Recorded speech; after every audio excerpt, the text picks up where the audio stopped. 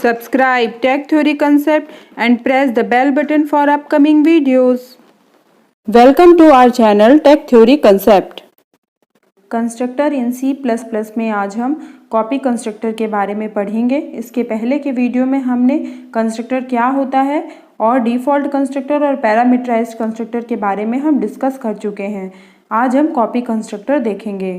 Copy constructor एक ऐसा constructor होता है जिसकी हेल्प से हम एक ऑब्जेक्ट के थ्रू दूसरे ऑब्जेक्ट को डिक्लेयर और इनिशियलाइज कर सकते हैं। कहने का मतलब यह है कि यदि आपने अपने क्लास में कोई ऑब्जेक्ट बनाया है I1 और आप उसकी हेल्प से दूसरा ऑब्जेक्ट क्रिएट कर सकते हैं I2, उसे डिक्लेयर कर सकते हैं और उसे इनिशियलाइज भी उसी ऑब्जेक्ट के थ्रू कर सकते हैं। जो कॉपी कंस्ट्रक्टर होता है वह हमेशा रेफरेंस लेता है ऑब्जेक्ट का। कॉपी कंस्ट्रक्टर बनाने के लिए सबसे पहले यदि हमने कोई क्लास बनाई सैम्पल नाम की सपोज, तो कंस्ट्रक्टर भी हमारा सैम्पल नाम का ही होगा। इसके बाद हमें क्लास का नेम देना होगा। क्लास का नेम सैम्पल ही है इसलिए यहाँ पर सैम्पल रखा हुआ है। इसके बाद हमने ऑब्जेक्ट का रेफरेंस क्रिएट किया है। यहाँ पर C एक ऑब्जेक्ट है। तो इस तरीके से हम कॉपी कंस्ट्रक्टर को डिक्लेयर करते हैं अपने प्रोग्राम में। इसके बाद हम कॉपी कंस्ट्रक्टर को किस तरीके से कॉल कर सकते हैं यह देखते हैं। तो कॉपी कंस्ट्रक्टर को कॉल करने के लिए दो टाइप के सिंटैक्स हो सकते हैं। फॉर एग्जाम्पल हमारी जो क्लास थी वह सैम्पल नाम की क्लास थी, इसलिए यहाँ पर क्लास नेम लिखा हुआ है। उसके बाद मैंने यहाँ पे C1 ऑब्जेक्ट बनाया है और उसके साथ दो पैरामीटर पास किए हुए हैं। C1 ऑब्जेक्ट के पास 2 पैरामीटर्स है 5 और 6। तो हमने अपने पिछले कंस्ट्रक्टर के वीडियो में देखा था कि जब दो पैरामीटर पास हो रहे होते हैं जब किसी ऑब्जेक्ट के थ्रू, तब उस समय पैरामीटराइज्ड कंस्ट्रक्टर कॉल होता है। तो यहाँ पर C1 के पास 5 और 6 दो वैल्यूज़ हैं, इसलिए पैरामीटराइज्ड कंस्ट्रक्टर आपके प्रोग्राम में यदि होगा तो वह कॉल होगा। लेकिन अब आती है बात कॉपी कंस्ट्रक्टर की। तो हमने अगेन यहाँ पर क्लास का नेम देके एक C2 ऑब्जेक्ट क्रिएट किया हुआ है और इसको पहले से एग्जिस्टिंग ऑब्जेक्ट जो कि C1 था उससे इनिशियलाइज कर दिया है। यहाँ पर आप देख सकते हैं इनिशियलाइजेशन करने के लिए सबसे पहले आपको एक नया ऑब्जेक्ट क्रिएट करना पड़ेगा। यहाँ पे एक नया ऑब्जेक्ट है C2। इसके बाद हमने जो पहले एग्जिस्टिंग ऑब्जेक्ट था C1 था उससे इनिशियलाइज कर दिया है C2 को। तो यहाँ पर हमारा कॉपी कंस्ट्रक्टर कॉल होगा। इसके अलावा आप इस सिंटैक्स को इस तरीके से भी लिख सकते हैं जैसा मैंने नीचे लिखा हुआ है। आप सेम सिंटैक्स को असाइनमेंट ऑपरेटर का यूज़ करके भी लिख सकते हैं। इस कंडीशन में भी कॉपी कंस्ट्रक्टर ही कॉल होगा। तो कॉपी कंस्ट्रक्टर एक ऐसा कंस्ट्रक्टर होता है जिसकी हेल्प से हम एक ऑब्जेक्ट के थ्रू दूसरे ऑब्जेक्ट को इनिशियलाइज कर सकते हैं और इनिशियलाइजेशन करने के प्रोसेस को हम कॉपी इनिशियलाइजेशन कहते हैं। तो कॉपी कंस्ट्रक्टर के कॉन्सेप्ट को एक प्रोग्राम के थ्रू चलिए डिटेल में समझ लेते हैं। हम जानते हैं कि सबसे पहले हम जब प्रोग्राम बनाते हैं तो हम उसमें हेडर फाइल इंक्लूड करते हैं। तो यहाँ पर मैंने दोनों हेडर फाइल्स को इंक्लूड कर लिया है। इसके बाद मैंने एक क्लास बनाई है जो कि सैम्पल नाम की है और इसमें प्राइवेट डेटा कुछ A और B डिक्लेयर किया हुआ है और पब्लिक डेटा में मैंने एक कंस्ट्रक्टर बनाया है जो कि पैरामीटराइज्ड कंस्ट्रक्टर है। इसके बाद मैंने एक और कंस्ट्रक्टर बनाया है अगेन जो कि पैरामीटराइज्ड कंस्ट्रक्टर है, लेकिन इसके पास एक ही आर्ग्यूमेंट है और इस पैरामीटराइज्ड कंस्ट्रक्टर के पास दो आर्ग्यूमेंट है X और Y। इसके बाद मैंने थर्ड टाइप का कंस्ट्रक्टर बनाया है जिसके पास कोई भी आर्ग्यूमेंट नहीं है। तो हम जानते हैं कि यह डिफ़ॉल्ट कंस्ट्रक्टर है। इस प्रोग्राम को मैं पिछले अपने वीडियो में डिस्कस कर चुकी हूँ। यदि आप इसे डिटेल में समझना चाहते हैं तो प्लीज़ डिस्क्रिप्शन बॉक्स को चेक करिए। मैंने सेम प्रोग्राम में कॉपी कंस्ट्रक्टर को भी ऐड किया है ताकि आपको सभी कंस्ट्रक्टर्स के बीच में डिफरेंस समझ में आ सके। इसके बाद हमने मेन फंक्शन बनाया है और इसमें हमने एक सैम्पल नाम की क्लास का ऑब्जेक्ट बनाया है जो कि O1 नाम का है और उसे वैल्यू असाइन की है 50। आप यहाँ पर देख सकते हैं कि 50 वैल्यू असाइन की है। इट मीन्स दैट एक ही वैल्यू है। तो ऐसा कौन सा कंस्ट्रक्टर है जो एक ही आर्ग्यूमेंट लेता है? वह यह कंस्ट्रक्टर है जो कि एक ही आर्ग्यूमेंट ले रहा है। तो यह वाला कंस्ट्रक्टर कॉल होगा और 50 वैल्यू यहाँ पर असाइन हो जाएगी। अब Z की वैल्यू हमारे प्राइवेट वेरिएबल A को मिल जाएगी और A की वैल्यू प्रिंट हो जाएगी, दैट इज़ 50। इसके बाद मैंने यहाँ पर एक और ऑब्जेक्ट बनाया है O3 नाम का। आप देख सकते हैं यहाँ पर O3 नाम का ऑब्जेक्ट बना है लेकिन इसके पास कोई भी पैरामीटर नहीं है। इस कंडीशन में ऐसा कंस्ट्रक्टर कॉल होगा जिसके पास कोई भी पैरामीटर नहीं होंगे। हम जानते हैं कि यहाँ पर सैंपल नाम के कंस्ट्रक्टर के पास कोई भी पैरामीटर नहीं है और यह डिफ़ॉल्ट कंस्ट्रक्टर है, तो यह कंस्ट्रक्टर कॉल होगा। इस समय हम ए और बी को 0 इनिशियलाइज कर रहे हैं और उसकी वैल्यू प्रिंट करा रहे हैं, तो उसका रिजल्ट जो होगा ए और बी इक्वल टू 0 आ जाएगा।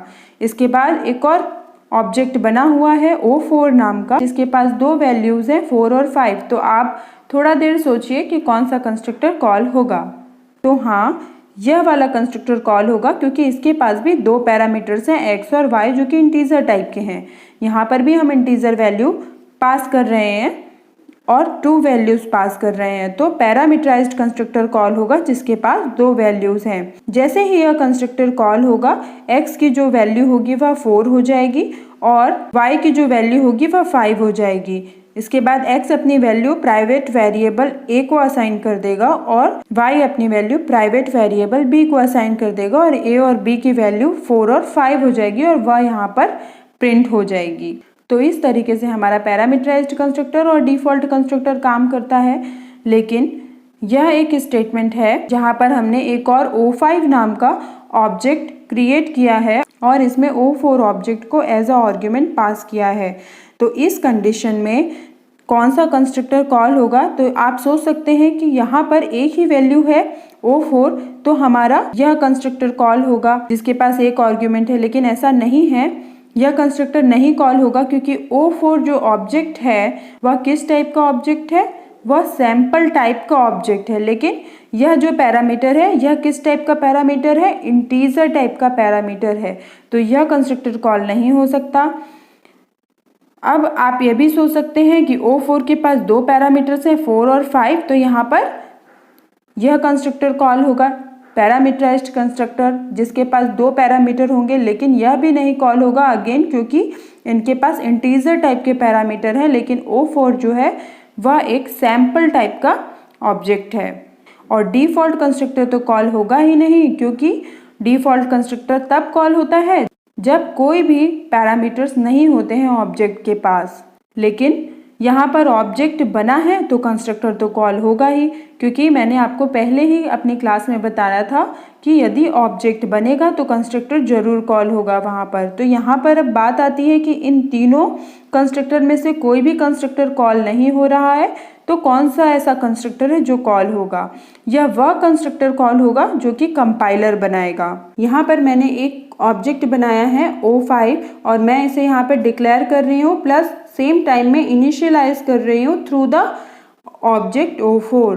इस कंडीशन में कॉपी कंस्ट्रक्टर कॉल होता है, तो यहाँ पर आपका एक नया कंस्ट्रक्टर बनेगा जो कि कॉपी कंस्ट्रक्टर होगा और यह कंस्ट्रक्टर कॉल होगा। यहाँ पर जैसे ही यह कॉपी कंस्ट्रक्टर कॉल हुआ तो यहाँ पर हम O4 एक ऑब्जेक्ट है जो कि सैंपल टाइप का है और हम इसे पास कर रहे हैं कॉपी कंस्ट्रक्टर में। यहाँ पर C है जो कि एक रेफरेंस ऑब्जेक्ट है और वैल्यू रिसीव कर रहा है O4 ऑब्जेक्ट की।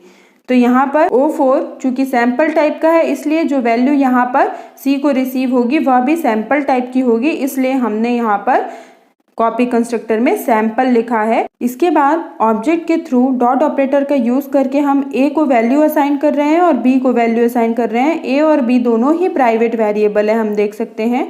तो A और B की वैल्यू जो भी कुछ होगी वह अपडेट होकर के 4 और 5 हो जाएगी, क्योंकि O4 के पास 2 वैल्यूज हैं 4 और 5, तो यह अपनी ही वैल्यू से O5 को इनिशियलाइज कर रहा है। कॉपी कंस्ट्रक्टर का काम यह होता है कि एक ऑब्जेक्ट की वैल्यू को दूसरे ऑब्जेक्ट में कॉपी करना। मतलब O4 के पास 2 वैल्यूज थी 4 और 5, तो यह अपनी वैल्यूज से इनिशियलाइज कर देगा O5 को और उसे वैल्यूज दे देगा 4 और 5 और सेम वैल्यूज कॉपी हो जाएंगी O5 में जो कि 4 और 5 हैं। तो यहाँ पर A की वैल्यू 4 हो जाएगी और B की वैल्यू 5 हो जाएगी। और तो यहाँ पर आउटपुट में आपको A = 4 और B = 5 रिसीव होगा। इसके बाद हम जानते हैं कि हम कॉपी कंस्ट्रक्टर को असाइनमेंट ऑपरेटर के थ्रू भी कॉल कर सकते हैं। तो यहाँ पर एक और ऑब्जेक्ट मैंने बनाया है O6 नाम का। तो O6 = O4 है। अगेन O4 जो ऑब्जेक्ट है वह O6 को इनिशियलाइज कर रहा है और अपनी वैल्यूज कॉपी कर रहा है थ्रू द कॉपी कंस्ट्रक्टर। तो यहाँ पर भी कॉपी कंस्ट्रक्टर कॉल होगा। तो अगेन O4 की वैल्यू C में कॉपी हो जाएंगी जो कि एक रेफरेंस ऑब्जेक्ट है। अगेन A और B की वैल्यू 4 और 5 हो जाएगी और यहाँ पर वैल्यूज प्रिंट हो जाएंगी फिर से a is equal to 4 and 5। हम जानते हैं कि जिस भी ऑब्जेक्ट के लिए यह कॉपी कंस्ट्रक्टर कॉल होगा उसी के ये प्राइवेट वेरिएबल्स होते हैं। तो सबसे पहले O5 ऑब्जेक्ट के लिए कॉपी कंस्ट्रक्टर कॉल हो रहा है, तो ये जो a और b होंगे वह O5 के वेरिएबल्स होंगे, और उसके बाद O6 ऑब्जेक्ट के लिए कंस्ट्रक्टर चल रहा है, तो इसलिए a और b जो होंगे वह O6 के वेरिएबल्स होंगे। जब भी हम ऑब्जेक्ट बनाते हैं और बनाते वक्त सेम क्लास के ऑब्जेक्ट से उसे इनिशियलाइज करते हैं या सेम क्लास के ऑब्जेक्ट को उसमें पास करते हैं तो कॉपी कंस्ट्रक्टर कॉल होता है हमेशा। और कॉपी कंस्ट्रक्टर में रेफरेंस वेरिएबल बनाना बहुत ज़रूरी है, क्योंकि सिर्फ ऑब्जेक्ट बनाएंगे तो एरर आएगी। तो इस तरीके से आप एक ऑब्जेक्ट का डेटा दूसरे ऑब्जेक्ट में कॉपी कर सकते हैं, जैसे कि यहाँ हमने O4 का डेटा O5 में और O6 में कॉपी किया। मैं यहाँ पर कुछ रूल्स डिस्कस करने जा रही हूँ आपसे कंस्ट्रक्टर के बारे में, जो कि बहुत ही इम्पॉर्टेंट है। तो मैंने अपने पिछले वीडियो में यह बताया था कि जो कंपाइलर होता है वह कोई भी कंस्ट्रक्टर नहीं बनाता है यदि आपने अपने प्रोग्राम में कोई कंस्ट्रक्टर पहले से बना दिया है तो। लेकिन कंपाइलर हमेशा प्रोग्राम में दो कंस्ट्रक्टर बनाता है, एक होता है डिफॉल्ट कंस्ट्रक्टर और दूसरा होता है कॉपी कंस्ट्रक्टर। तो रूल नंबर 1 यह है कि यदि हमने अपनी क्लास में कोई भी कंस्ट्रक्टर नहीं बनाया है, मीन्स दैट ना ही हमने डिफॉल्ट कंस्ट्रक्टर बनाया है, ना ही पैरामीटराइज्ड कंस्ट्रक्टर और ना ही कॉपी कंस्ट्रक्टर, यदि हमने अपने प्रोग्राम में कोई भी कंस्ट्रक्टर नहीं बनाया है तो उस कंडीशन में कंपाइलर आपका दो कंस्ट्रक्टर बनाएगा, जिसमें से पहला होगा डिफॉल्ट कंस्ट्रक्टर और दूसरा होगा कॉपी कंस्ट्रक्टर। तो कंपाइलर हमेशा प्रोग्राम में दो कंस्ट्रक्टर बनाता है, डिफॉल्ट कंस्ट्रक्टर और कॉपी कंस्ट्रक्टर, यदि आपने कोई भी कंस्ट्रक्टर प्रोग्राम में नहीं बनाया है तब। लेकिन यदि आपने अपनी क्लास में कोई कंस्ट्रक्टर बनाया है लेकिन वह कॉपी कंस्ट्रक्टर नहीं है, रूल नंबर 2 मैं आपको यहाँ पे बता रही हूँ कि यदि आपने अपनी प्रोग्राम में कोई कंस्ट्रक्टर बनाया है जो कि डिफॉल्ट कंस्ट्रक्टर भी हो सकता है या तो पैरामीटराइज्ड कंस्ट्रक्टर हो सकता है, लेकिन कॉपी कंस्ट्रक्टर नहीं बनाया है। सपोज आपने अपने प्रोग्राम में पैरामीटराइज्ड कंस्ट्रक्टर बना दिया, ना ही डिफॉल्ट कंस्ट्रक्टर बनाया है ना ही कॉपी कंस्ट्रक्टर बनाया है, तो उस कंडीशन में कंपाइलर आपके प्रोग्राम में डिफॉल्ट कंस्ट्रक्टर नहीं बनाएगा। मतलब यदि आपने अपने प्रोग्राम में एक कंस्ट्रक्टर बनाया है, पैरामीटराइज्ड कंस्ट्रक्टर है वह, तो कंपाइलर आपके प्रोग्राम में डिफॉल्ट कंस्ट्रक्टर नहीं बनाएगा लेकिन कॉपी कंस्ट्रक्टर बनाएगा। तो यदि आप अपने प्रोग्राम में कोई भी कंस्ट्रक्टर बना देते हैं लेकिन वह कॉपी कंस्ट्रक्टर नहीं होता है, तो उस कंडीशन में जो कंपाइलर होता है वह डिफॉल्ट कंस्ट्रक्टर नहीं बनाता है लेकिन कॉपी कंस्ट्रक्टर फिर भी बनाता है। और रूल नंबर 3 यह कहता है कि यदि आपने अपनी क्लास में कॉपी कंस्ट्रक्टर बना दिया है तो डिफॉल्ट कंस्ट्रक्टर कंपाइलर नहीं बनाएगा और कॉपी कंस्ट्रक्टर भी नहीं बनाएगा, क्योंकि वह भी आपने बना दिया है। If you have any doubt, please leave a message in a comment box. Also, don't forget to like, share and subscribe our channel Tech Theory Concept, because it motivates us to create a new and knowledgeable video for you.